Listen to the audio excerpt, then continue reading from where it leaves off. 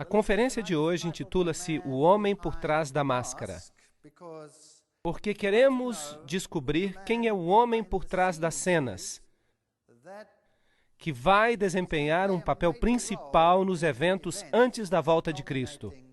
E o livro de Daniel nos dá muita informação sobre este assunto. E, de fato, o livro de Daniel, como já dissemos, funciona como uma referência para o livro de Apocalipse. E a profecia que vamos estudar hoje é uma profecia que atua como uma chave para a interpretação do livro de Apocalipse. Novamente, eu gostaria de lembrar vocês do nosso pequeno dicionário de termos proféticos. Roupas brancas são justiça, som de trombetas é um símbolo de guerra, também de juízo, prostituição significa idolatria, ser infiel a Deus, água ou oceano equivale a nações, Apocalipse 17:5. A mulher, vocês vão se lembrar, é a igreja. Sião é o povo de Deus. E hoje vamos falar sobre chifres e reis e reinos. E vamos ver por nós mesmos essas definições. E também, é claro, a rocha, que é Jesus. Há muitos textos que indicam isso. Portanto, vejamos esta visão de Daniel. É uma das visões mais espetaculares da Bíblia. Ela é realmente espantosa. Na verdade, ela é quase amedrontadora. No primeiro ano do rei Belsazar de Babilônia, assim que esta visão ocorre quase que no final do período babilônico, teve Daniel um sonho. Portanto, não foi o rei que teve um sonho desta vez, mas Daniel. E, obviamente, ele vai nos dar mais detalhes do que o rei em sua visão prévia, a qual foi como que um ABC da profecia. Teve Daniel um sonho e visões na sua cabeça quando estava na sua cama e escreveu logo o sonho. Ele vai explicar, não temos que adivinhar nada sobre isso. Daniel 7, versos 2 e 3. Eu estava olhando na minha visão da noite e eis que os 4 ventos... O que era mesmo isso? Guerra. Ventos do céu agitavam o mar grande. Então havia uma guerra entre as nações. E 4 animais grandes, ou seja, reinos, diferentes uns dos outros, subiram do mar. Eles eram diferentes uns dos outros. Daniel 7, versos 2 e 3. Assim, vamos apenas ter certeza que está tudo claro. Os símbolos proféticos da Bíblia, lembram-se? O mar são povos, nações, multidões, Apocalipse 17:15. E o vento dissemos que é guerra, e bestas são reinos, Daniel 7:17. Vamos ler estes textos para que fique tudo absolutamente claro. Apocalipse 17:15. As águas que viste são povos e nações e multidões e línguas. Portanto, este é o primeiro símbolo. Vamos até Jeremias para ver o que podemos encontrar ali.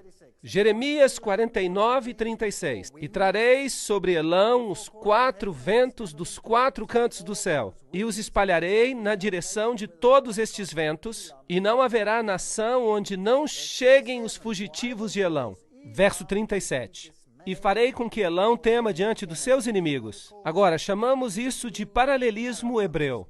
Algo é explicado de uma maneira e depois repetido de outra. E dessa forma os símbolos são explicados. Eles se explicam a si mesmos. Portanto, os 4 ventos, os que dispersam Elão, significa que Elão temerá diante dos seus inimigos. Haverá guerra. E diante dos que procuram a sua morte, farei vir sobre eles o mal, o furor da minha ira, diz o Senhor. E enviarei sobre eles a espada, a guerra, até que venha consumi-los. Então temos aqui o paralelismo, para ver que o mar equivale às nações e o vento equivale às guerras. Daniel 7:17. Estes grandes animais são 4 computadores em Bruxelas. Não diz nada disso. Diz, estes grandes animais são 4 reis que se levantarão da terra. Portanto, 4 reinos que virão e são descritos como animais. ou bestas. 17:23. O quarto animal será o quarto reino na terra. Portanto, esta é a definição bíblica. Não podemos interpretar estes símbolos de nenhuma outra maneira a não ser como a Bíblia diz. Assim, os quatro animais são quatro reinos que se levantarão da terra. E agora podemos olhar para os reinos e descobrir para onde ir. O primeiro era como leão, mas tinha asas de águia. Enquanto eu olhava, foram-lhe arrancadas as asas, e foi levantado da terra, e foi posto em pé como homem, e foi-lhe dado um coração de homem. Daniel 7, verso 4. Agora, o primeiro reino que nós tínhamos em Daniel capítulo 2, a cabeça de ouro, Daniel a identificou como sendo Babilônia. A primeira besta que nós vemos aqui é o leão com asas de águia, que a propósito era o símbolo, um dos símbolos de Babilônia.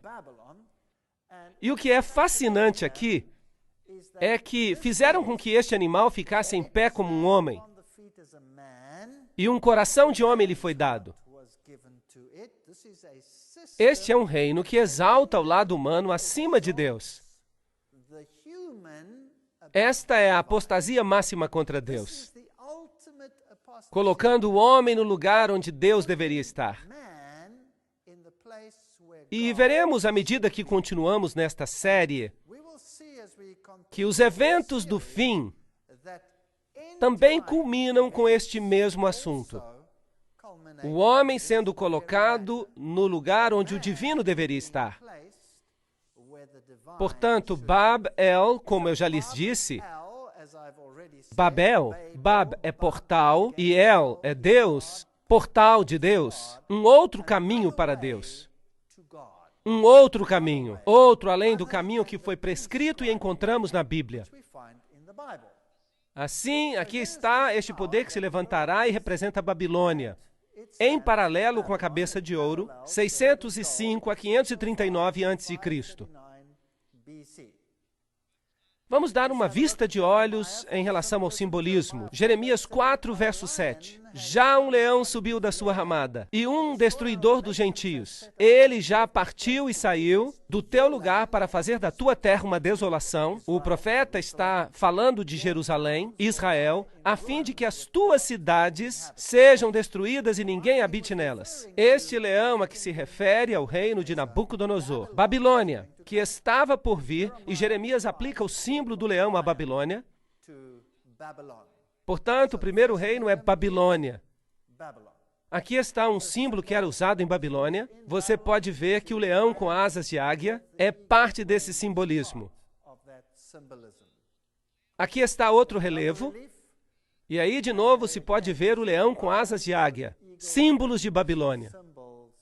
Assim que a arqueologia confirma que este era o símbolo que era usado, assim não precisamos nem adivinhar o que está acontecendo. A Bíblia nos dá um bom começo. Daniel, capítulo 2, começou com Babilônia, e Daniel, capítulo 7, começa com Babilônia. E eis aqui o segundo animal. Substitua isso por outra palavra, reino, semelhante a um urso que se levantou de um lado, tendo na boca 3 costelas, entre os seus dentes. E foi-lhe dito assim: levanta-te e devora muita carne. Daniel 7, verso 5. E este animal vai vir e vai devorar a carne do animal anterior. Ele vai fazer guerra e vai substituí-lo. Ele tinha 3 costelas, e um lado era mais alto do que o outro. Agora, qual era o próximo reino em Daniel capítulo 2? Era a Medopérsia. Há um pouco mais de detalhes aqui. Os medos e persas eram de jugo desigual. Primeiramente, os medos foram mais proeminentes e se levantaram de um lado, e depois os persas chegaram a ser equivalentes e mesmo mais elevados, assim que não eram iguais em poder. Portanto, o animal seguinte, o reino que se levanta, seria a Medo-Pérsia. 3 costelas na sua boca. Houve 3 guerras principais associadas com as conquistas da Medo-Pérsia. A Medo-Pérsia representa, porque aqui vemos um paralelo, aos braços e peito de prata da estátua, e governaram de 539 a 331 a.C. E aqui, nas conquistas que fizeram, vemos a primeira, Lívia, conquistada dessas porções do Império Babilônio. A outra conquista foi a própria Babilônia, e a terceira foi o Egito. E eles, basicamente, assim conquistaram todo o Império Babilônio, com estas 3 conquistas, representadas aqui por 3 costelas na sua boca. Daniel 7, verso 6. Depois disso, eu continuei olhando, e eis aqui outro semelhante a um leopardo, e tinham 4 asas de ave nas suas costas, e tinha também este animal 4 cabeças, e foi-lhe dado domínio. Agora, temos aqui algo fascinante. Daniel 7, verso 6. O reino seguinte a se levantar foi, obviamente, o reino grego. E aqui ele é descrito como um leopardo. Lembram-se dos animais? Há um leão, um urso e agora um leopardo. E há 4 cabeças associadas a esta besta. Quantas cabeças na primeira besta? 1 cabeça. Quantas na segunda? 1 cabeça. Mas agora 4 cabeças. Que história interessante. Depois disso, eu continuei olhando, e eis aqui outro semelhante a um leopardo, e tinha 4 asas de ave nas suas costas, e também tinha este animal 4 cabeças, e foi-lhe dado domínio. Portanto, o reino que se levantou a seguir foi a Grécia, 331 a 168 a.C. E quando a Grécia estava no seu auge, Alexandre o Grande morreu.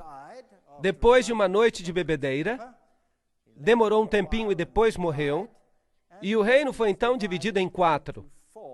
Os 4 generais, Cassandro, Lisímaco, Ptolomeu e Seleuco. Esta é a divisão do reino grego em 4. Fascinante. Portanto, havia 4 cabeças, assim que agora já temos um total de 6 cabeças. O leão, o urso e mais as 4 do leopardo.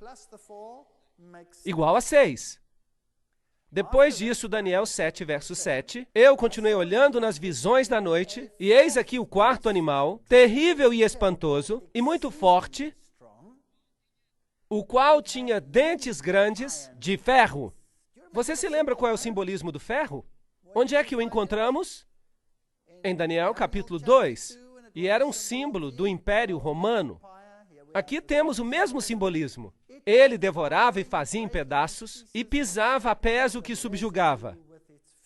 Aqui está um poderoso império, no nível político, o mais poderoso dos 4, e destruiria e devoraria, até com seus pés destruiria. E há algo muito interessante acerca disso. Daniel 7, verso 7. Era diferente de todos os animais que apareceram antes dele. E tinha 10 chifres. Certo? Não há um número de cabeças mencionado aqui, então presumimos que havia só uma, com 10 chifres. Assim que você conta todas as cabeças das bestas de Daniel 7, quantas cabeças nós temos?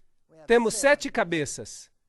7 cabeças. Agora, a besta que nós encontraremos no livro de Apocalipse tem 7 cabeças. E a besta do livro de Apocalipse com as 7 cabeças também tem todos os componentes das bestas que são mencionadas aqui em Daniel. Capítulo 7. Portanto, precisamos saber que cada uma dessas cabeças e quais eram as filosofias associadas com esse período de tempo. Agora, esta besta em particular era diferente de todos os animais que apareceram diante dela. E tinha 10 chifres. Agora, os 10 chifres, como já vimos nas definições, seriam 10 reinos. O verso 24 diz, e quanto aos 10 chifres daquele mesmo reino, se levantarão 10 reis. Portanto, de Roma se levantariam 10 reinos, e depois dele se levantará outro. Portanto, depois que os 10 tenham se levantado, depois de Roma ter sido dividida em 10, um outro se levantaria, o qual será diferente dos primeiros e abaterá 3 reis. Bem, isso é fascinante. Portanto, o quarto animal se divide em 10, mas ainda é basicamente o mesmo animal. O mesmo animal se divide em 10. E deste animal, na divisão dos 10, vem outro poder. E ele é o que adiciona um aspecto diferente. Está claro? É isso que o texto diz. Qual será diferente? Diferente dos primeiros. Portanto, Roma será diferente dos outros por causa daquela besta. E ele governará por quanto tempo? Até que veio o ancião de dias e o julgamento foi dado aos santos. Esse é um longo período de tempo. Portanto, Roma governou de 168 a.C. a 476 depois de Cristo, e depois foi dividida em 10. Quantos dedos há na profecia anterior? 10 dedos. Aqui temos os 10 novamente, divididos em 10, e outro se levantará depois deles, e ele será diferente, e o sistema permanecerá por quanto tempo? Até que venha o ancião de dias. Uau! Um longo tempo. Portanto, estamos falando de um longo período de tempo. Roma governou de 168 a.C. a 476 depois de Cristo. Então foi dividida. Assim que temos exatamente a mesma sequência. Nós temos o leão que se compara à cabeça de ouro. Depois temos o urso que se compara aos braços e peito de prata. Depois temos um leopardo de 4 cabeças que representa o quadril de bronze. E agora temos um animal terrível, que representa as pernas de ferro. E os 10 dedos, quando dividida em 10, e também será diferente por causa de um outro que se levanta depois dele. Assim que é isso que temos até agora. Daniel, capítulo 7, versículos 19 ao 23.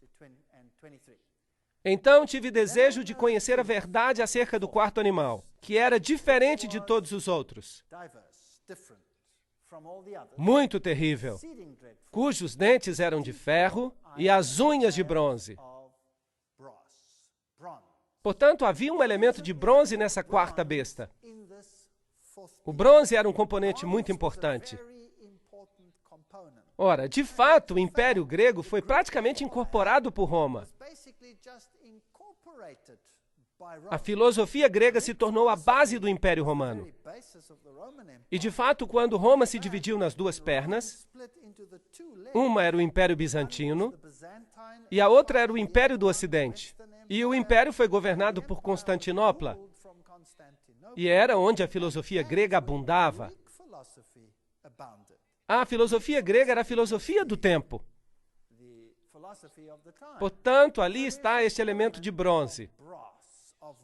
As unhas de bronze.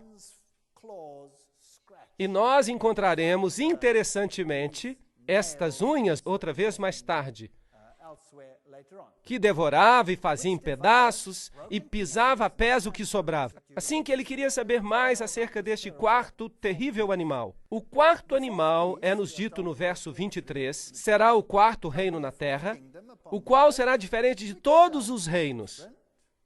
E devorará que parte da terra? Toda a terra. E a pisará a pés e a fará em pedaços. Agora, Roma, na sua forma original, tomou conta do mundo inteiro? Sim ou não? Não. E a China? E o Japão? E as Filipinas? E a Austrália? E a África do Sul? E os Estados Unidos? E a América do Sul? E essas áreas? Será que Roma governou sobre todas elas? Obviamente que não. Mas lembrem-se, a profecia não diz que seria esta Roma. Roma acaba e é dividida em 10. e que outro se levantaria e governa até quando?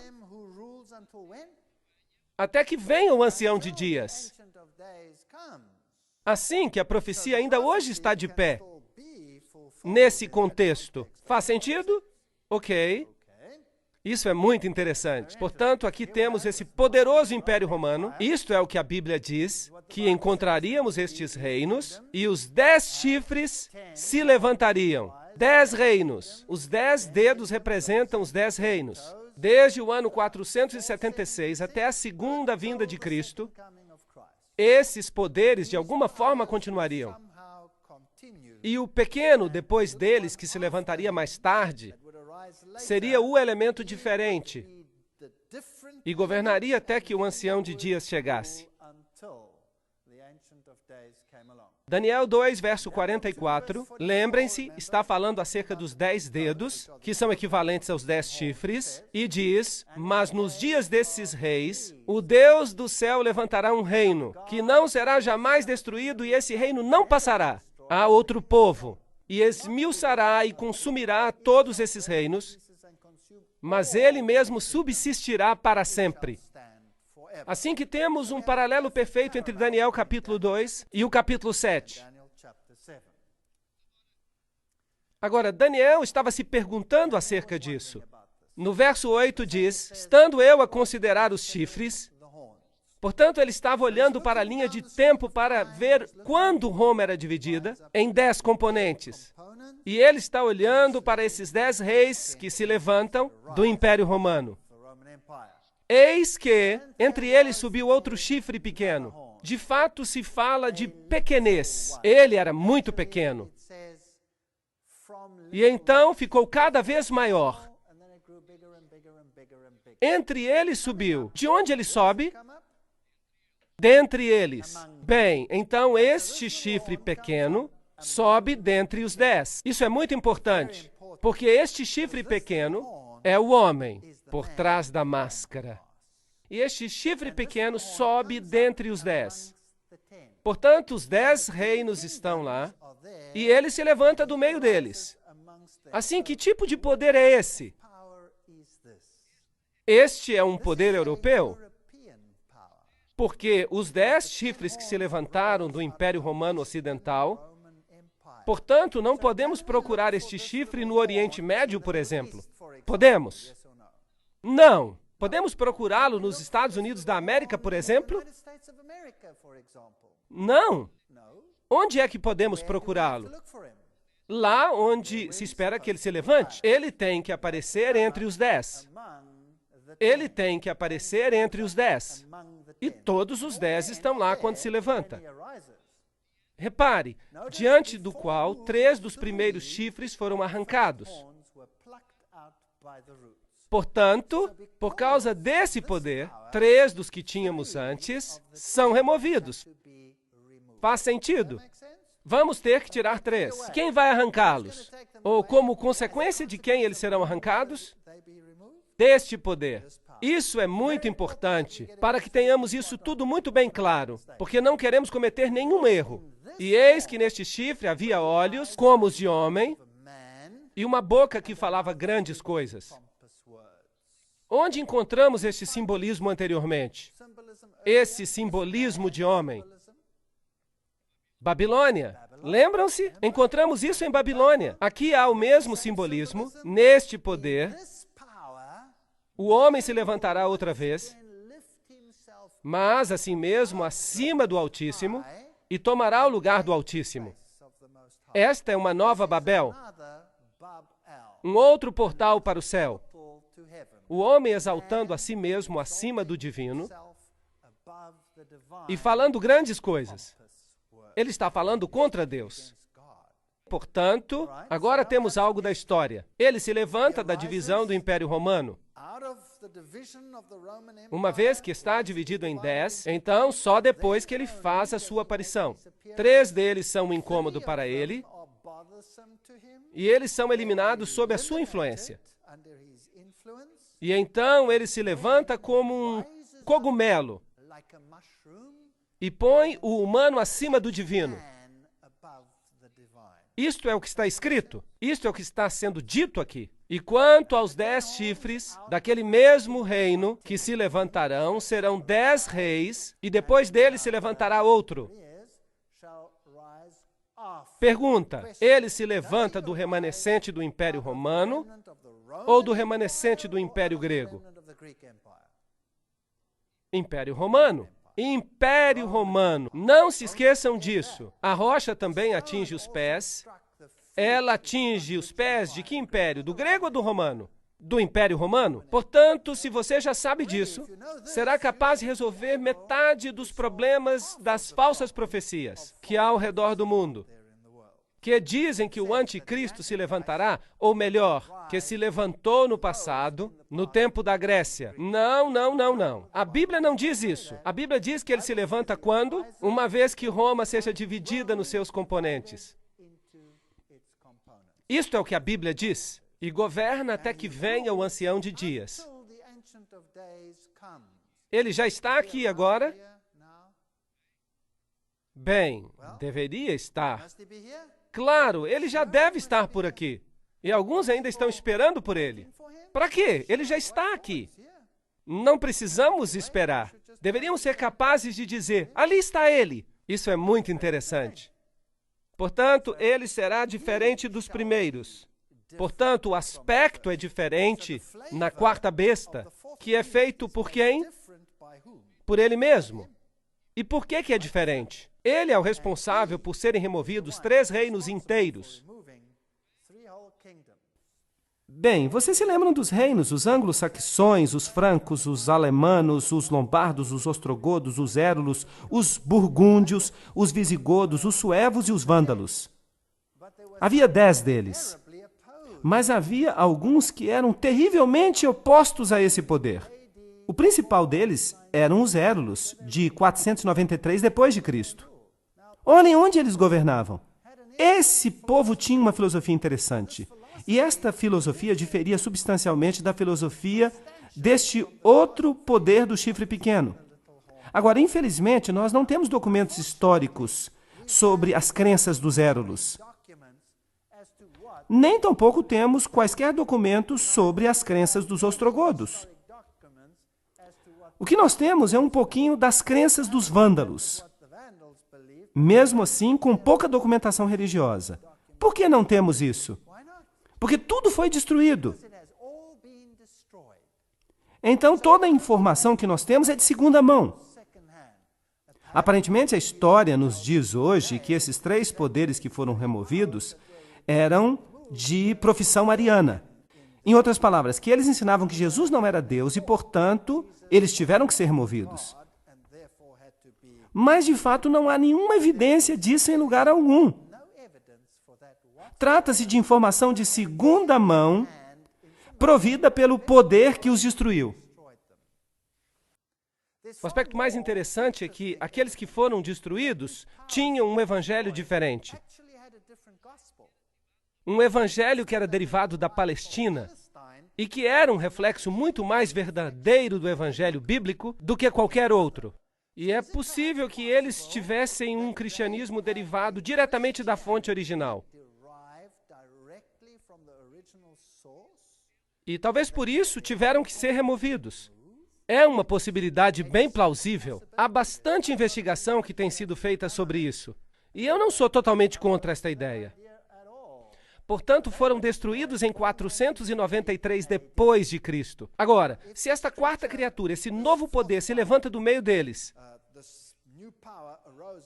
então ele já deveria ter se levantado antes de 493. Os que vão ser eliminados a seguir são os vândalos, 534 depois de Cristo. Eles afligiram o Império Romano e os sujeitaram uma grande parte da sua cultura religiosa do mundo bizantino e romano.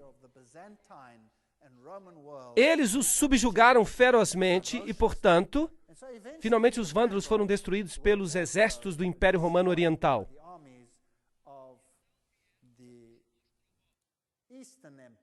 E então vieram os ostrogodos. Eles foram os últimos. Os ostrogodos governaram até 538 depois de Cristo. E eles ocuparam primeiramente esta área, e mais tarde ocuparam e conquistaram toda a capital do Império Romano Antigo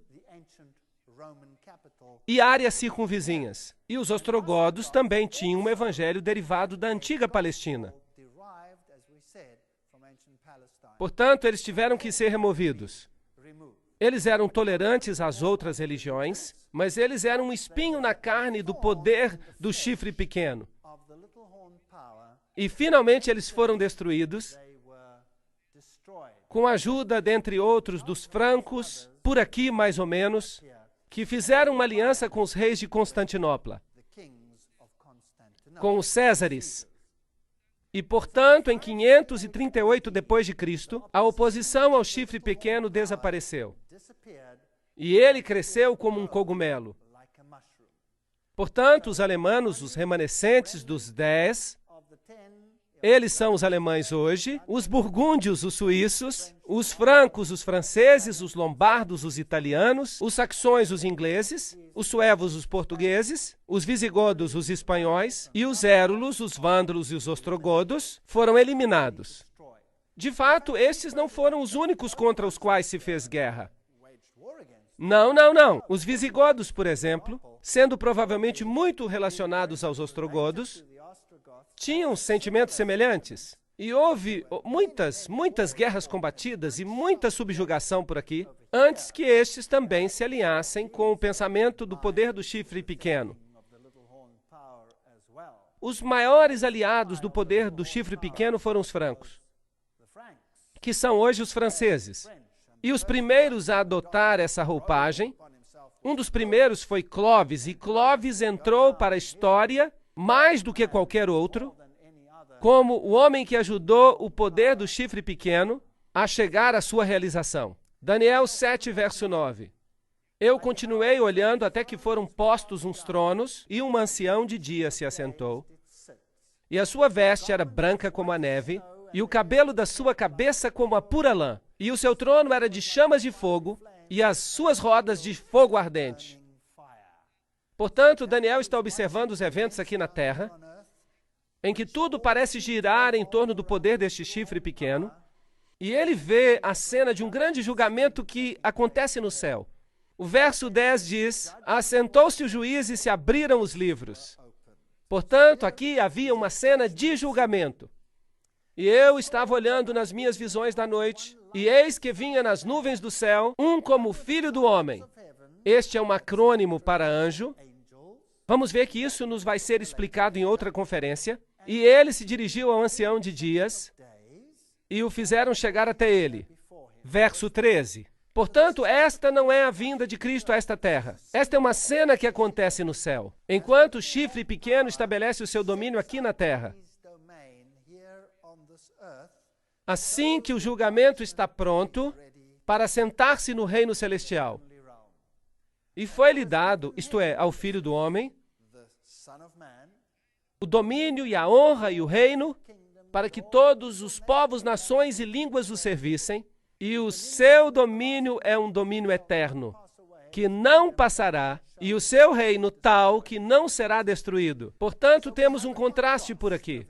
Por um lado, temos um reino que vai ser estabelecido nesta terra, cuja sede e poder repousam sobre o chifre pequeno, e do outro lado, temos um julgamento que ocorre no lugar onde o poder será dado a Cristo.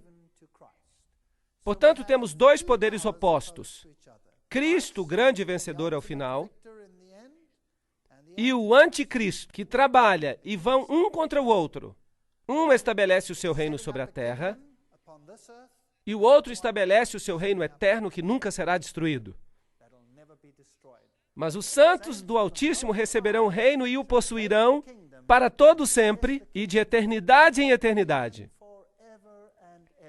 Daniel 7, versículo 18. Lindo simbolismo, muito poderoso.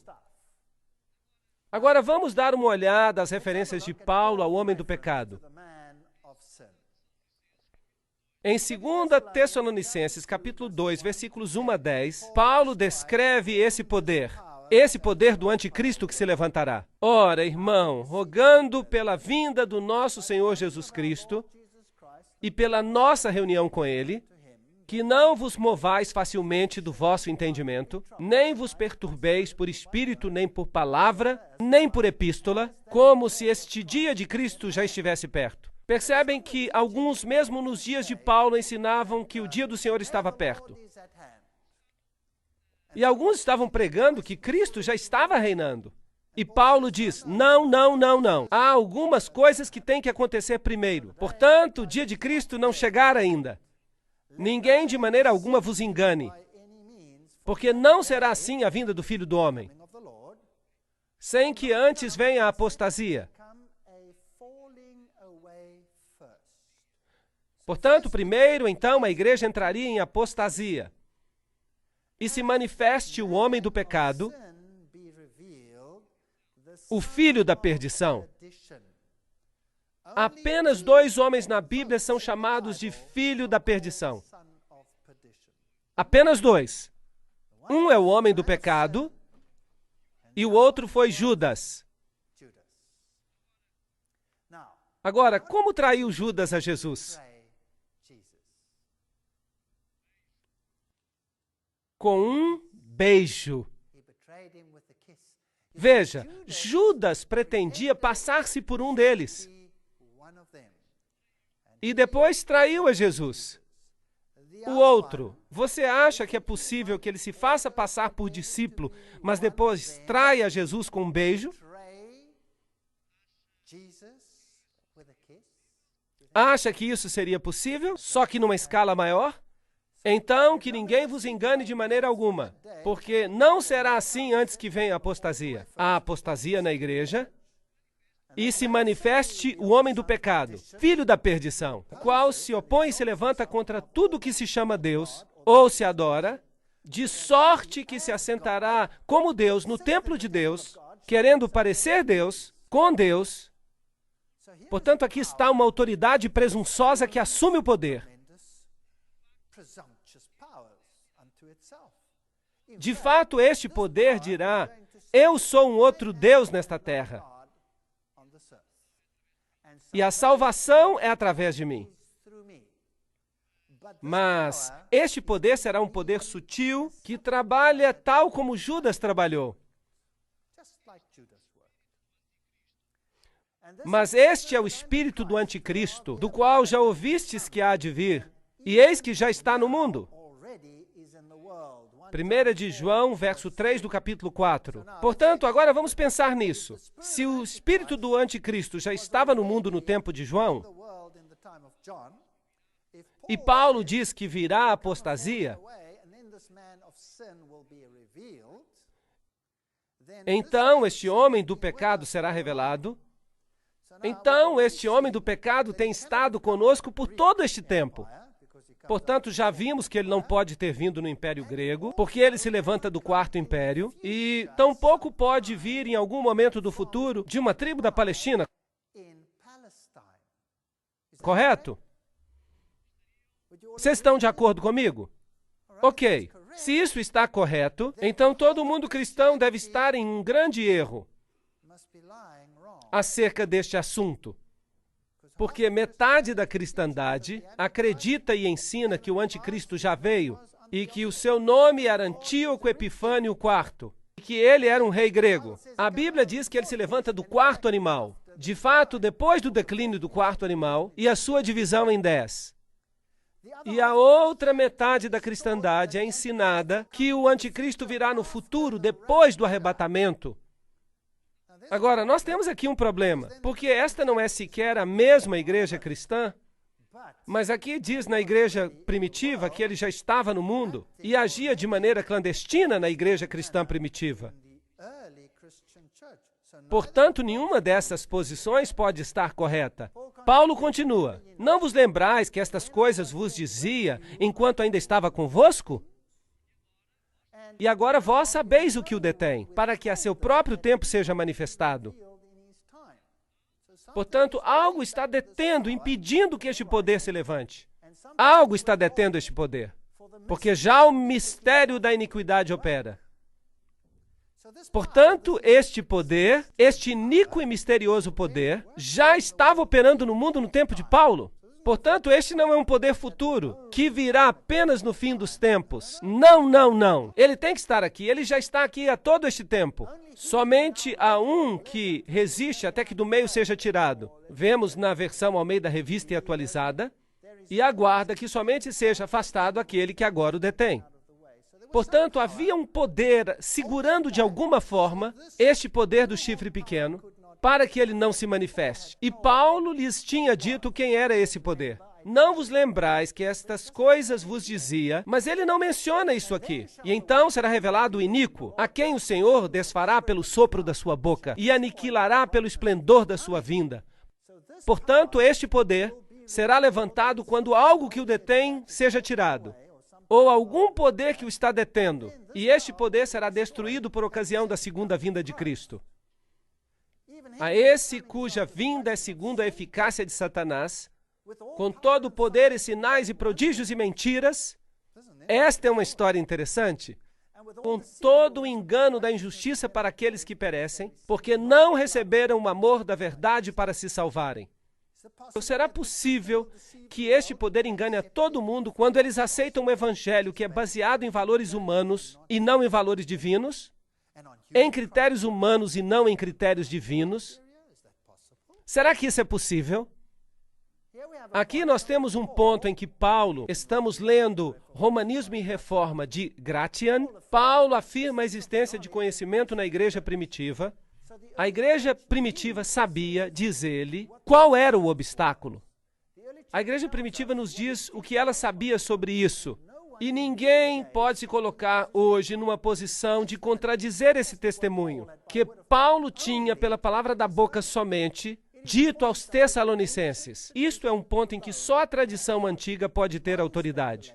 A especulação moderna não tem qualquer relevância nesse assunto. Hoje as pessoas estão dizendo, bem, o que poderia tê-lo detido? Talvez fosse o Espírito Santo. Por que haveria de ser o Espírito Santo? Havia um poder a detê-lo. E quando este poder é removido, o anticristo se levanta e permanecerá até que o Senhor venha. Então, o que os pais da igreja sabiam e que Paulo lhes disse verbalmente? Ele lhes disse, mas não escreveu.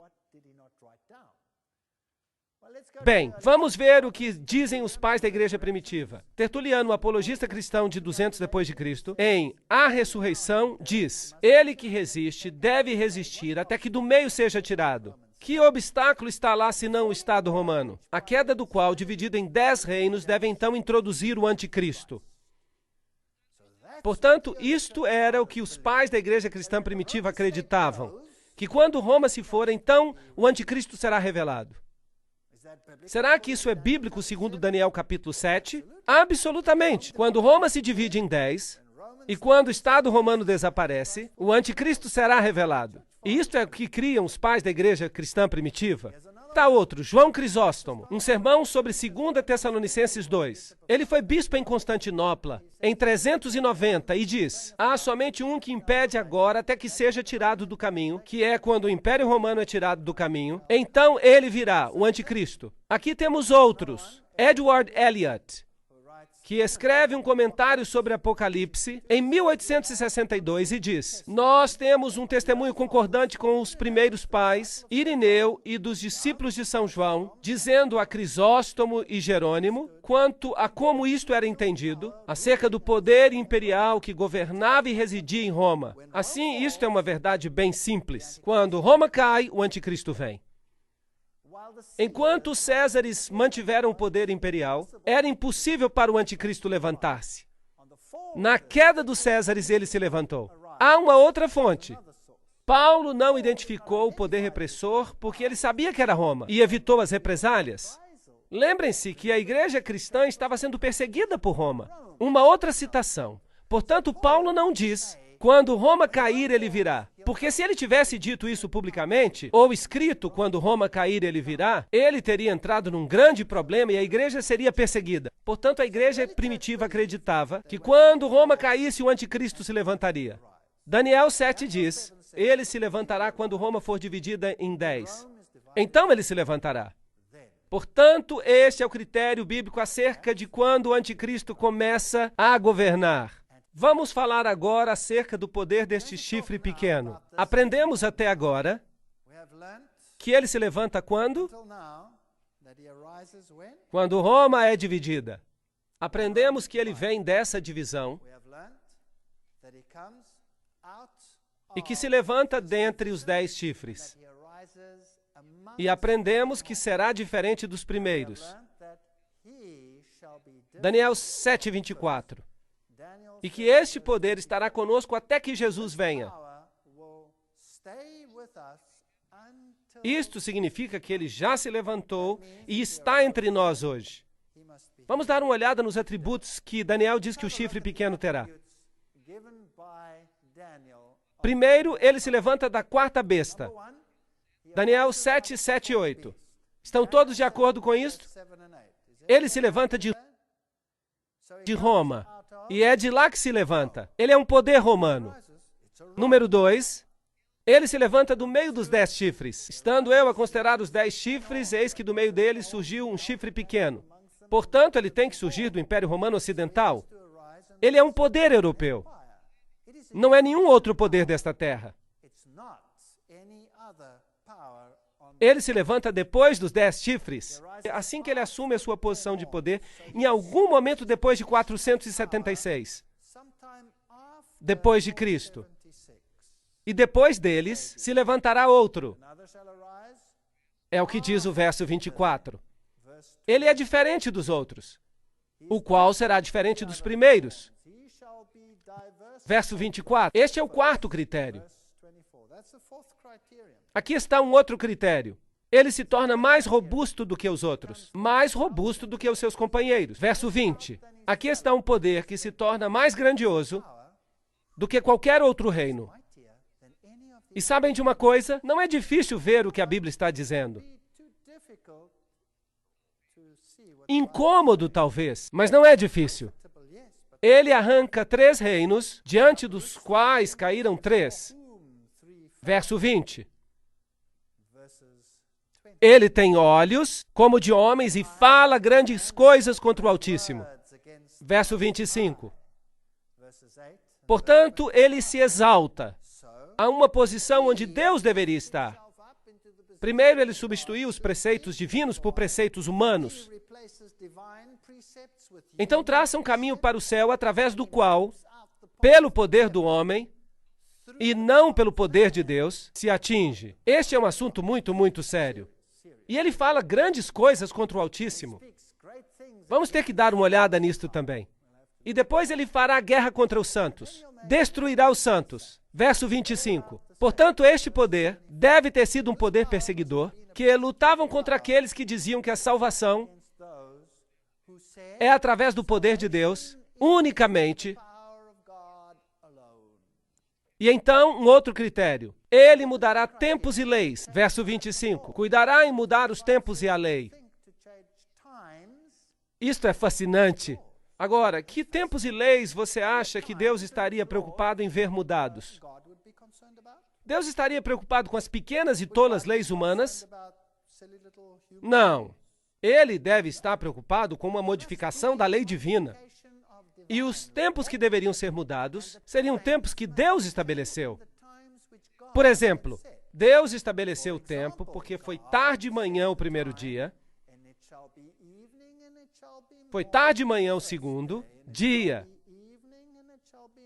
De uma tarde à outra, eram medidos os dias anteriormente. Então havia festas e festivais e tempos que foram estabelecidos. Será que esse poder mudou tudo isto? Fascinante. Este é o 9º critério dado no livro de Daniel. Daniel é muito preciso. E ele governará e serão entregues em suas mãos por um tempo, tempos e metade de um tempo. Tempo, tempos e metade de um tempo. 3 anos e meio profético. Vamos falar sobre isso. Fascinante. O verso 25. E devorará toda a terra. O quarto animal, o qual será diferente, devorará toda a terra. A sua característica diferente, devorará toda a terra. E a pisará a pés e a fará em pedaços. Será que isso inclui os Estados Unidos? Que neste momento possa haver alguém controlando os Estados Unidos? Os poderosos Estados Unidos? Que dizer da poderosa Rússia? Ou de qualquer outra nação poderosa? Talvez a China? Vocês acham que podem estar sendo controlados por mais alguém neste momento? E isso vai existir até o fim, até que venha o ancião de dias, no verso 22. Agora, eu não estou inventando essas coisas, isso está no livro de Daniel. Vocês podem pegar o livro de Daniel e lerem vocês mesmos. Agora, o critério final. O seu reino será tirado no fim dos tempos. E o juízo será estabelecido e eles tirarão o seu domínio para o destruir e para o desfazer até o fim. A Bíblia diz que ele será destruído pelo esplendor da vinda do Filho do Senhor. Portanto, nenhum poder terrestre tirará o seu poder. O próprio Deus vai intervir. 13 critérios. Há apenas um poder no mundo inteiro que historicamente e de qualquer outra forma se possa qualificar. É uma situação bem lamentável. Agora, eu não quero entristecer ou enfurecer a ninguém aqui, e eu não quero ferir os sentimentos de ninguém. Mas o fato é que este poder é tão claramente identificado que até eu mesmo, que fazia parte desse poder, tive que renunciar a ele e deixá-lo. Eu também fui afetado. Eu fiquei muito chocado e estive, de fato, até fisicamente doente quando eu descobri isto. Portanto, quem é ele? Ele se levanta do quarto animal, ele se levanta entre os 10 chifres, depois dos 10 chifres, e é diferente dos outros. Quando a última onda das invasões bárbaras havia perdido as suas forças, a face da Europa tinha sido transformada, reinos germânicos e independentes tinham sido estabelecidos das ruínas do Império Romano. História da Igreja, página 175. Sobre as antigas ruínas do Império Romano se levantou uma nova ordem de Estado, cujo ponto central era a sede papal. Por isso, inevitavelmente resultou numa posição não somente nova, como também muito diferente da anterior. A Igreja e as Igrejas, páginas 42 e 43. Esta é uma fonte católica romana, dizendo que aqui estavam numa situação diferente da anterior. Há duas teorias sobre o anticristo no mundo hoje, que são ensinadas por todas as igrejas do mundo. Quase. Uma é a de Rivera e outra é a de Alcázar. Agora, o que essas teorias ensinam? Elas ensinam preterismo e futurismo. O preterismo ensina que o anticristo veio no passado, no tempo dos gregos, e o futurismo ensina que ele virá no futuro, depois da igreja cristã ter sido arrebatada. E nenhuma das duas doutrinas é bíblica, porque as duas violam Daniel capítulo 7, Daniel capítulo 8 e todo o livro de Apocalipse. Elas violam cada pequeno princípio bíblico, todas elas. E quem era Rivera e quem era Alcázar? Bem, os dois eram jesuítas. Portanto, essas são doutrinas estabelecidas no mundo, depois da Reforma, pela própria Igreja Romana, para tirar a ênfase do papado e pôr em duas direções diferentes. O historiador C.C. Eckhart disse que quando o Império Romano tinha desintegrado toda a sua estrutura e o seu lugar tinha sido tomado por um número de rudes reinos bárbaros, a Igreja Católica Romana não somente se tornou independente do Estado em assuntos religiosos, como também dominou os assuntos seculares, o papado e os assuntos mundiais, página 1. Portanto, aqui estava um chifre, um reino que se tornou mais robusto do que os outros e os dominou, correto? O historiador Thomas Hobbes diz, se alguém considerar o domínio mundial, perceberá que o papado não é outro senão o fantasma do falecido Império Romano, sentado e coroado sobre a tumba do mesmo. Ok, portanto, Roma na verdade não se foi. Ela é chamada de Igreja Católica Romana. Certo? Portanto, Roma não se foi totalmente, de fato. Leviatã, página 457. Será diferente dos primeiros. Nós vemos que é isto que Roma diz. Sim, nós somos diferentes, pois agora somos um poder religioso que exerce influência política. Mais robusto do que os seus companheiros. Daniel 7:20. Ele seria mais poderoso do que os outros reis. Os reis da Europa curvaram-se ao papado? Sim. Algumas vezes sim, outras vezes não. E se não, eles eram finalmente subjugados e tinham que se curvar. Se não, eles tinham que finalmente vir, como Frederico da Alemanha, que teve que ficar descalço, na neve, à espera de uma prorrogação para ter o seu reino de volta.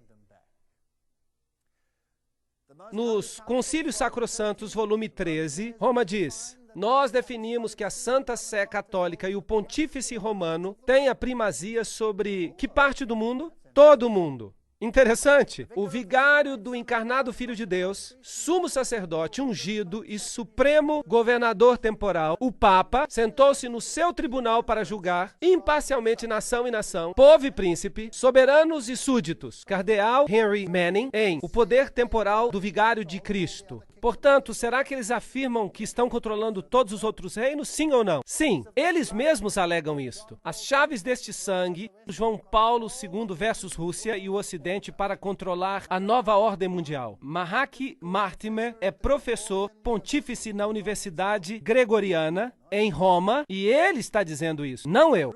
Arrancou 3 reinos, então tive o desejo de conhecer a verdade sobre o quarto animal que era diferente de todos os outros, e também a respeito dos 10 chifres que tinha na cabeça, e do outro que subiu, e diante do qual caíram 3. Daniel 7, 19 e 20. Sim, Roma alega que os 3 foram arrancados porque eram arianos, que eles não acreditavam que Cristo fosse Deus, que é um dos ensinamentos de Roma. Mas veremos que este é apenas um elemento esotérico de Roma. Que há outro ensinamento de Roma que é chamado de esotérico, que é um ensinamento ocultista e que diz algo completamente diferente. Mas isso será o tema de outra conferência. Ele tinha olhos como de homem e falava grandes palavras contra o Altíssimo. Aqui temos um sistema que se coloca acima de Deus e que fala contra o Altíssimo e destrói os santos. E foi-lhe dada uma boca para proferir grandes coisas e blasfêmias, diz Apocalipse 13, 5. E o que é uma blasfêmia? E foi-lhe permitido fazer guerra aos santos e vencê-los. Será que a igreja romana fez isto? Absolutamente. Daniel 7, 25. E proferirá palavras contra o Altíssimo, e destruirá os santos do Altíssimo, e cuidará em mudar os tempos e a lei. E é claro, não se pode mudar a lei de Deus, isso é apenas o que ele pensa poder fazer. E eles serão entregues na sua mão por um tempo, tempos e metade de um tempo. Vamos ter que ver isso em detalhes. Vejamos primeiro a definição bíblica de blasfêmia. E veremos se Roma cumpre os requisitos. Bem, nós encontramos em João capítulo 10, verso 30 a 33, eu e o Pai somos um. Disse Jesus. Jesus diz que é Deus. E os judeus responderam dizendo, não te apedrejamos por alguma obra boa, mas pela blasfêmia, porque sendo tu homem, te fazes Deus a ti mesmo. Portanto, uma definição de blasfêmia na Bíblia é quando alguém diz que é Deus. Bem, há muitas pessoas que blasfemam no mundo hoje em dia, mas esta é a primeira definição. Outra definição encontramos em Lucas, que diz, vendo ele a fé dele, disse, homem, os teus pecados te são perdoados. E os escribas e fariseus começaram a arrazoar, dizendo, quem é este que diz blasfêmias? Quem pode perdoar pecados, senão só Deus? Portanto, assim, existem 2 definições bíblicas de blasfêmia. Uma quando alguém diz que é Deus, e a outra se você diz que pode perdoar pecados. Bem, o que diz Roma?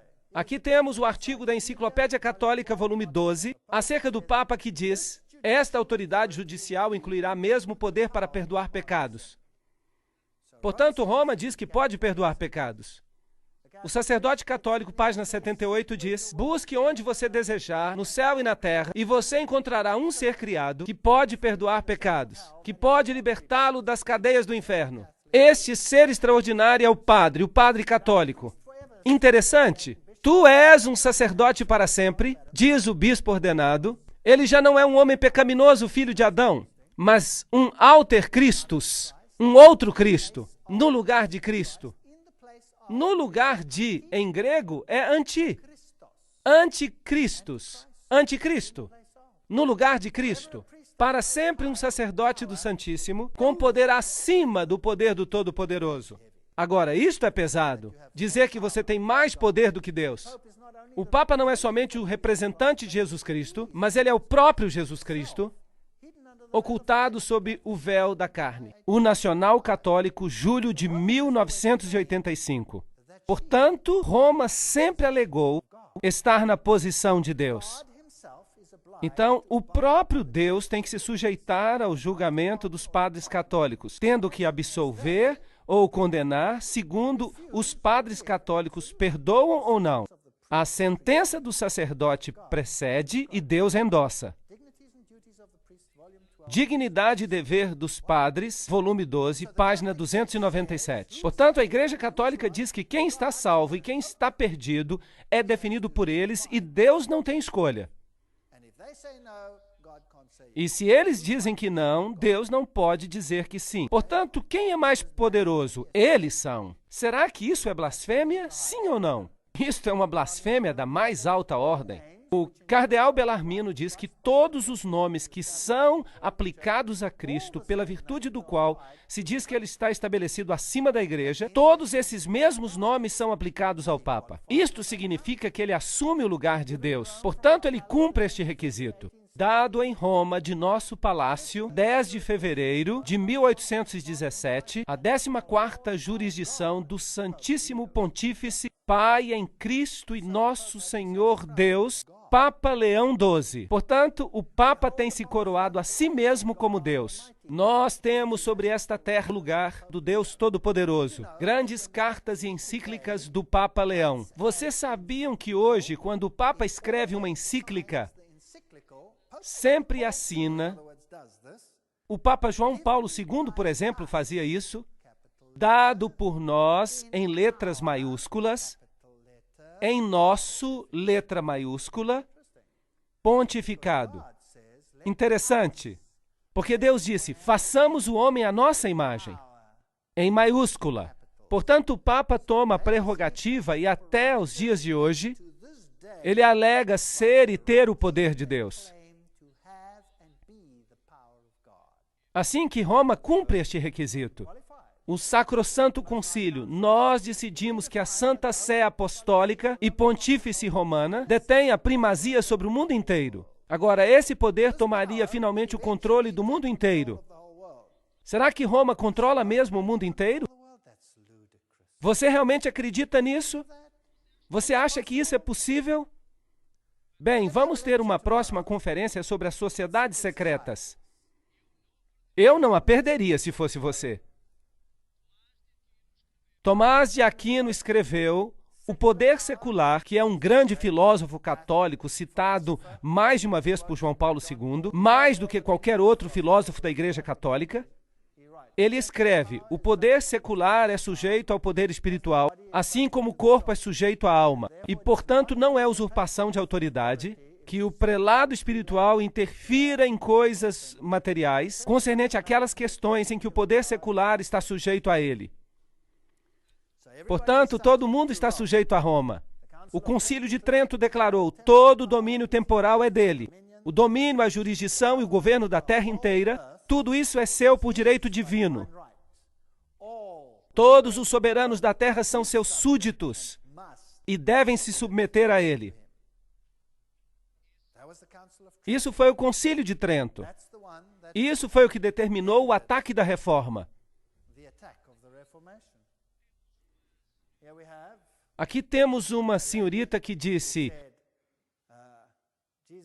Jesus disse, eu sou o bom pastor. E essa senhorita disse, é como estar com Deus. Quando viu João Paulo II, ela destruiria os santos. E lhe foi permitido fazer guerra aos santos e vencê-los. Bem, novamente Tomás de Aquino disse que hereges convictos deveriam ser condenados à morte, tão certamente quanto outros criminosos. A Igreja Católica, ela respeita a consciência e a liberdade, mas não obstante, quando confrontada pela heresia, ela tem que recorrer à força, à punição corporal, à tortura. Ela acendeu na Itália as piras funerárias da Inquisição. Um professor católico, Alfred Ballard, em A Igreja Católica, Renascença e Protestantismo. Sim, ela o admite. Aqui está, La Chiesa del Rezo, a sede dos jesuítas. Aqui está o juramento que é feito pelos jesuítas. Basicamente diz que se podem livrar de qualquer rei herege no mundo inteiro, de qualquer estado livre e soberano, ou governo que não queira se submeter ao papado. E qualquer pessoa que não se submeta à autoridade do pontífice romano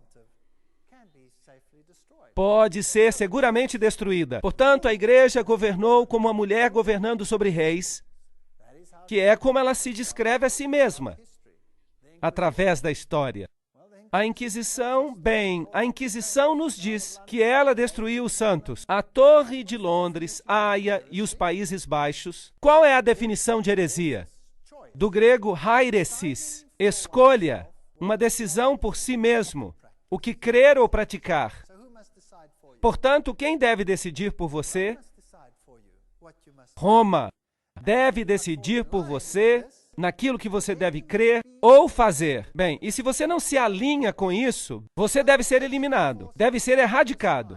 Bem, estamos avançando para momentos espantosos no mundo em que vivemos hoje. Estes são alguns instrumentos de tortura que eram usados. Terríveis, estas pinças por aqui que se abriam e poderiam se fechar como dois pequenos baldes, fazendo uma pequena bola, e eles colocavam brasas quentes ali, e então as ajustavam desta maneira. Agora notem aqui os grilhões para os tornozelos e as pontas para dentro, elas iam diretamente até os ossos.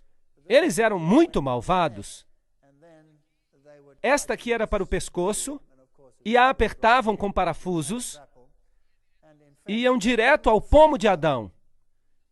De fato, o general Franco, nos anos 70, na Espanha, ainda utilizava este instrumento de tortura.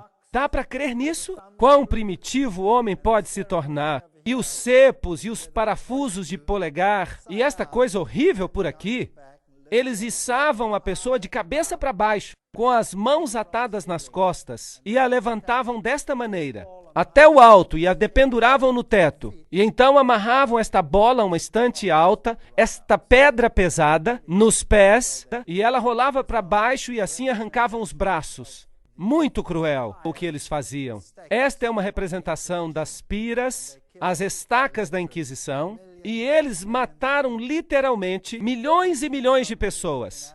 Este é um famoso monumento na África, para onde os franceses huguenotes escaparam, depois do grande massacre em que os huguenotes foram massacrados. O massacre de São Bartolomeu. E eles se descreveram como uma mulher, uma igreja que escapava com a Bíblia em sua mão. E aqui as cadeias de Roma arrancadas. Bem, eu tenho algumas novidades para vocês. E cada outra mulher do planeta, falando de igrejas, está mais uma vez em cadeias. Muda os tempos e a lei. Cuidará em mudar os tempos e a lei.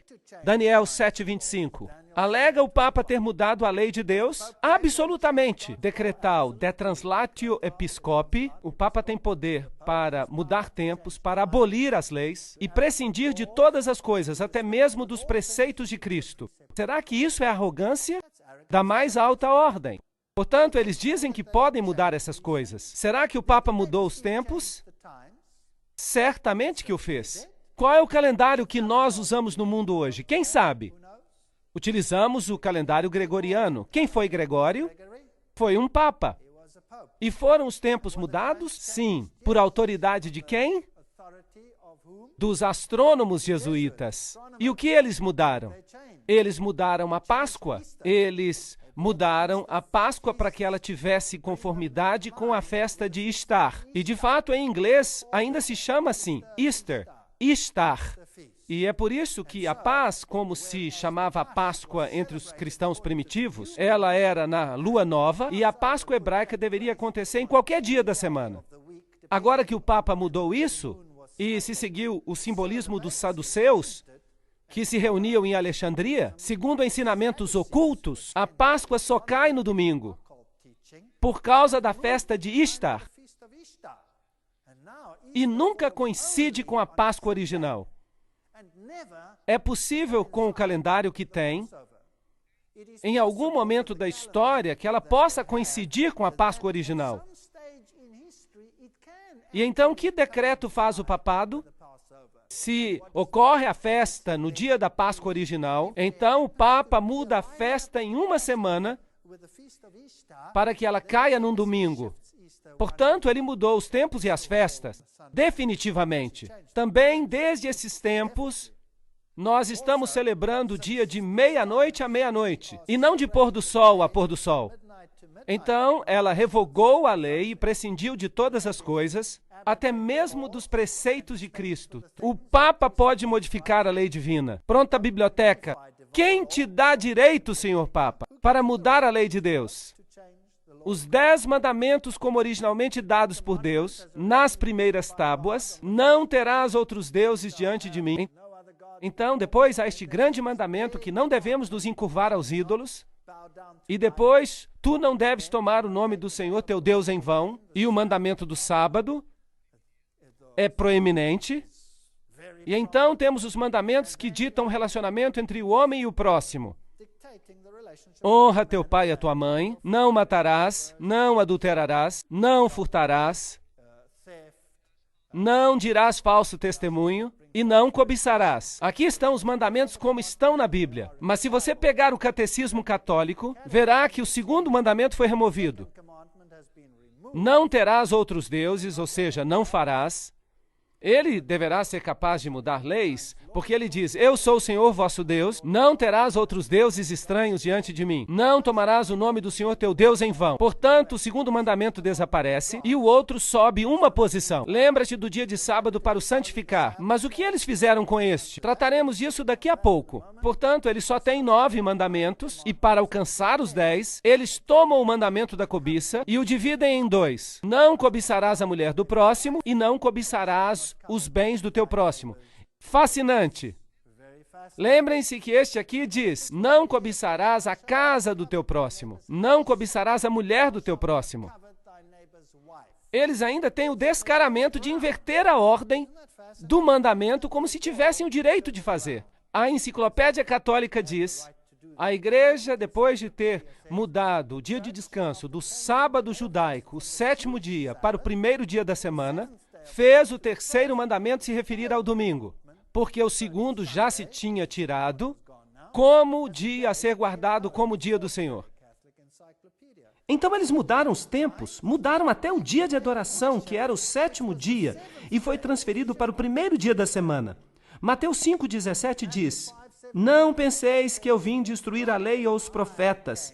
Eu não vim para destruir, mas para cumprir, para viver esses preceitos.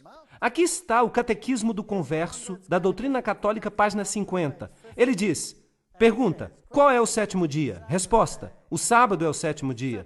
A Igreja Católica está bem ciente disso, todos eles sabem. Pergunta, por que nós observamos o domingo em vez do sábado? Resposta, nós observamos o domingo em vez do sábado porque a Igreja Católica, no Concílio de Laodiceia, transferiu a solenidade do sábado para o domingo. Assim, ela mudou os tempos e as leis. Sim ou não? Sim, ela mudou. Tempos, tempo e metade de um tempo. A que isso se refere? Os santos seriam entregues em suas mãos por um tempo, tempos e metade de um tempo. Se você tem uma Bíblia moderna, ela dirá 3 anos e meio. Agora, um ano profético é diferente de um ano literal. Um ano em sentido profético tinha 360 dias, porque o ano hebraico tinha 360 dias. Portanto, 2 vezes 360 igual a 720. Metade de um tempo, metade de um ano, 180. Ao somarmos tudo, isso daria 1.260 dias proféticos.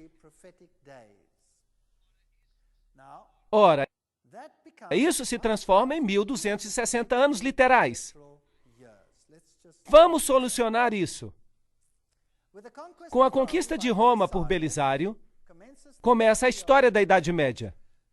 Portanto, quando Roma foi conquistada e os ostrogodos foram removidos, a história da Idade Média começou. Philip Schaeffer diz: Virgílio ascendeu ao trono papal em 538 depois de Cristo, sob a proteção militar de Belisário. Portanto, do poder do chifre pequeno assumiu a sua autoridade em 538 depois de Cristo, porque o último dos chifres, ou dos reinados que impediam seu avanço, eles foram os ostrogodos. E eles foram removidos em 538 depois de Cristo. E Virgílio sobe ao assento papal. Assim, o domínio de Roma começa. E depois dele se levantará outro. Os 10 reinos estabelecidos em 476 depois de Cristo. Depois deles, em 538 depois de Cristo, o reinado papal começa de acordo com um decreto feito por Justiniano, que diz que o Papa seria o corretor dos hereges e o governador de todas as igrejas. Ora, em 538, se você adicionar a este número 1260, chega-se a 1798. E o que aconteceu em 1798? Berthier entrou em Roma, 10 de fevereiro de 1798, e proclamou a República. Metade da Europa pensou que o veto de Napoleão seria obedecido e que, com o Papa, o papado morreria. Portanto, exatamente de acordo com o tempo profético, a Bíblia nos diz, exatamente de acordo com este tempo profético, o relógio bateu em 1798 e o poder temporal do Papa foi detido por um tempo.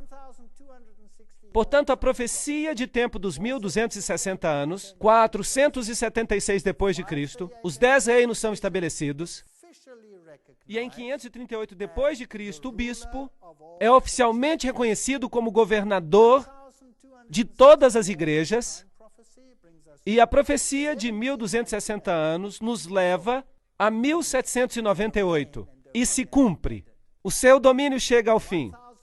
1260 anos estavam baseados em 1260 dias, que é o mesmo que dizer 3 anos e meio proféticos, é o mesmo que 42 meses. 42 vezes 30, esse era o mês bíblico. 42 vezes 30 também são 1260. Agora, em Apocalipse 12, nós lemos 1260 dias.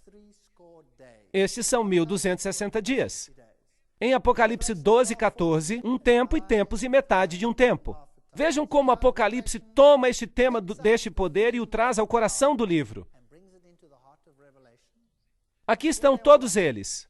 Daniel 7, 25, um tempo e tempos e metade de um tempo, referentes a este poder. Daniel 12, 7, um tempo, tempos e metade de um tempo. Apocalipse 11, 2, 42 meses. Apocalipse 11, 3, 1260 dias. Apocalipse 12, 6, 1260 dias. Apocalipse 12, 14, um tempo e tempos e metade de um tempo. Apocalipse 13, 5, 42 meses. Todos eles se referem ao mesmo poder. Note como estão. 1, 2, 3, 4, 5, 6, 7.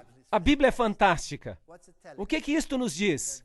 Que este poder se estabeleceria como um outro Deus, porque 7 é o número da divindade. E ele assumiria todas estas características. E vi uma de suas cabeças como ferida de morte. E a sua chaga mortal foi curada.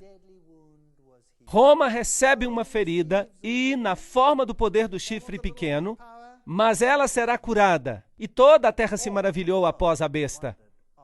Apocalipse 13, 3. Portanto, este mesmo poder, que governou sobre os santos por 1260 dias, recebe uma ferida mortal em 1798 e se levanta novamente, e o mundo inteiro vai ser sujeito a ele. Isso é o que a Bíblia diz.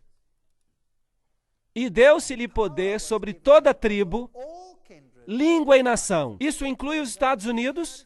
Sim, isto inclui o meu país também. Ronald Reagan e o papado fizeram uma santa aliança. É uma história fascinante. Temos que nos aprofundar nisso, com mais detalhes. Portanto, até os poderosos Estados Unidos se sujeitaram a este poder. Aqui temos uma foto simbólica, Gorbachev e o Papa. Esta é a poderosa União Soviética, saudando e reconhecendo este poder. É uma grande ideia, uma nova ordem mundial, em que as diversas nações estejam unidas em uma causa comum. Somente os Estados Unidos têm a força moral e os meios para realizá-la. No Concílio Vaticano II, que ocorreu em 1962, diz: é o nosso dever pôr em ação cada músculo para conseguir o tempo em que todas as guerras sejam completamente proibidas. Consentimento internacional. Isto é o que diz o Concílio Vaticano II. Esse objetivo, sem dúvida, requer o estabelecimento de uma autoridade pública universal, reconhecida como tal por todos e dotada de poder para salvaguardar, por parte de todos, a segurança e o respeito pela justiça e o respeito pelos direitos. O Papa Paulo VI escreveu, em uma sessão intitulada Para a Efetiva Autoridade Mundial, esta colaboração internacional em uma escala mundial requer instituições que prepararão e corrigirão e até finalmente estabelecerão uma ordem de justiça que seja universalmente reconhecida. Quem não vê a necessidade de estabelecer progressivamente uma autoridade mundial capaz de agir efetivamente em setores judiciais e políticos? Fascinante. E quem foi coroado governador de todo o mundo? Esse mesmo homem. Fascinante. João Paulo Superestrela. Maastricht. A Europa unida. O que o mundo tem a dizer acerca disso? Por que o Parlamento Europeu tem esta construção? Uma construção muito interessante. Nós vamos ter uma conferência acerca desta situação da Europa e o que significa. E o que diz George W. Bush acerca deste poder? Em 25 de março ele disse: a melhor forma de honrar o Papa João Paulo II, verdadeiramente um dos grandes homens, é levar os seus ensinamentos a sério, é ouvir as suas palavras e colocar os seus ensinamentos em prática aqui na América. Este é um desafio que todos devemos aceitar. Portanto, quem está sujeito a quem aqui? Quem está sujeito a quem? Em 1991, o Papa fez um chamado para a nova ordem mundial. E foi sobre o que o seu discurso de Ano Novo? Ele teve apenas uma mensagem. Ele disse: é tempo de estabelecer uma autoridade mundial. Agora mesmo. Esse foi o seu pedido. Ele visitou as Nações Unidas e falou em nome de todas as religiões do mundo. Note agora que isso inclui o budismo, o hinduísmo, o shintoísmo, o zoroastrismo, o protestantismo, o catolicismo e todos os demais. Será que existe uma agenda? E Gorbachev disse: nós devemos ajudar João Paulo II porque ele está certo em seu pedido por uma nova ordem mundial. Disse Gorbachev, quando o Papa falou nas Nações Unidas, na celebração dos 50 anos. Bem, você acha que seria possível que Roma seja esse poder? Que o Vaticano possa ser este poder? Mas, sem dúvida, o Vaticano parece ser um poder cristão nobre, tentando estabelecer valores corretos no mundo. Não parece isso? Lembram-se que a Bíblia diz acerca do homem do pecado? Judas parecia ser um dos discípulos, mas ele traiu a Jesus com um beijo. Aqui está um poder que parece ser um discípulo, mas que também poderá trair com um beijo. Nós teremos que entrar nos segredos das sociedades secretas para descobrir de que se trata. E o que ensinam os reformadores acerca deste poder? Muitos dos grandes cristãos do tempo da Reforma partilhavam essa visão da verdade profética e classificaram o anticristo como o papado romano. Dentre estes encontramos os valdenses, os hussitas, Wycliffe, Lutero, Calvino, Zwinglio, Melanchthon, os teólogos batistas John Gill, os mártires, Tyndale, Latimer. Todos eles disseram que Roma era o anticristo. Vamos ver o que disse Lutero. Eu sei que o Papa é o anticristo e o seu assento é o do próprio Satanás. O papado forma uma perseguição geral sob o poder do pontífice romano, com o propósito de fazer cair e destruir as almas. Esta é uma declaração bem direta. O que disse Calvino, João Calvino? Nós chamamos o pontífice romano de anticristo. Interessante. O que disse John Wesley? Ele é o significado da expressão o homem do pecado, que aumenta toda maneira de pecado acima de qualquer medida. É isso que disseram os reformadores. E João Knox disse que o Papa deve ser reconhecido como o verdadeiro anticristo. Bem, os reformadores não querem que ninguém se esqueça. Portanto, em Nuremberg, a sede do protestantismo, na Câmara da cidade, eles tinham uma escultura representada sobre as suas portas. E se você olhar para cá, descobrirá algo interessante. Encontrará a profecia de que estamos falando nesta conferência. De um lado, você tem um leão com asas de águia. E um governante está perto dele. E ele nos diz quem ele é. Ele é Nabucodonosor. Portanto, quem é que os reformadores dizem que o leão com asas de águia representa? Babilônia. Se formos ao outro lado, vamos ver um urso com as 3 costelas na boca. E eles puseram um rei junto dele. E esse poderoso rei, eles dizem quem ele representa. Quem era? Era Ciro, o Grande. Portanto, eles estão dizendo que eram os medos e persas. Os reformadores não tinham rodeios de palavras. Eles disseram tudo e colocaram em pedra. Se você for ao outro lado, verá a outra porta e é assim que ela nos aparece. Vamos ver um pouco mais de perto. Há uma besta, um leopardo com 4 cabeças. E quem é que eles colocaram ao lado? Alexandre o Grande. Portanto, eles a identificaram com a Grécia. E do outro lado está uma besta terrível com 10 chifres. E eles têm um poderoso imperador ali, que é Júlio César. Então, quem é que eles disseram que era? Eles disseram que era Roma. Então, por aqui, eles têm esta pequena estrutura estranha, que surge entre eles, e ela tem a face de um homem, e tem uma pequena coroa. E não deixaram mistério sobre a identidade desta besta. Disseram que era Roma. Quem é que ainda ensina isto hoje? Ninguém. Ninguém ensina isto mais. Será que as igrejas cristãs ensinam isto? Não. De fato, elas todas se uniram no movimento ecumênico que diz: vamos aceitar Roma como nosso líder espiritual. Todas as denominações cristãs fazem parte do movimento ecumênico. E todas elas estão dizendo: vamos receber de volta as correntes. Isso é muito triste. Não deixem que ninguém os engane, de modo algum. Antes daquele dia virá a apostasia, e então será revelado o homem do pecado, o filho da perdição. Este se opõe e se exalta acima de tudo que se chama Deus ou é objeto de adoração, chegando até a sentar-se no santuário de Deus, proclamando que ele mesmo é Deus. Isso está fazendo sentido agora?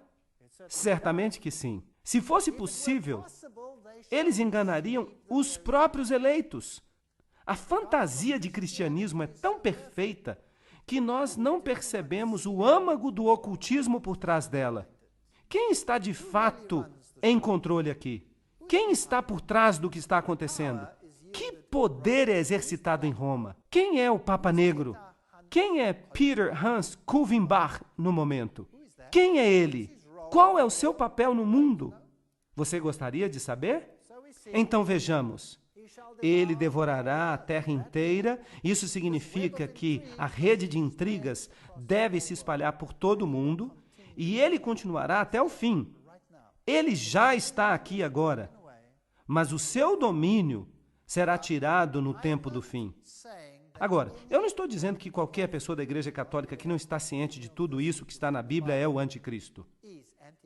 Eu estou falando de um sistema aqui. Há um sistema. Há muitos bons católicos na Igreja de Roma que adoram a Deus de acordo com o melhor do seu conhecimento e de acordo com a consciência que têm. E Deus, então, considera o conhecimento que eles têm e os julga de acordo com o conhecimento que têm. Eu estou falando de um sistema que enganou mesmo seus próprios membros e que se coloca agora acima de Deus. A Bíblia diz, mas o tribunal o julgará e o seu poder lhe será tirado e totalmente destruído para sempre. Então a soberania, o poder e a grandeza dos reinos que há debaixo do céu serão entregues nas mãos dos santos, pois o Filho do Homem vai vir na glória do seu Pai com os seus anjos, e ele então recompensará a cada um de acordo com o que tiver feito. A majestade dos reinos debaixo do céu será dada ao povo dos santos do Altíssimo. O seu reino será um reino eterno, e todos os domínios o servirão e lhe obedecerão. Deus trará um fim a todas as coisas muito em breve.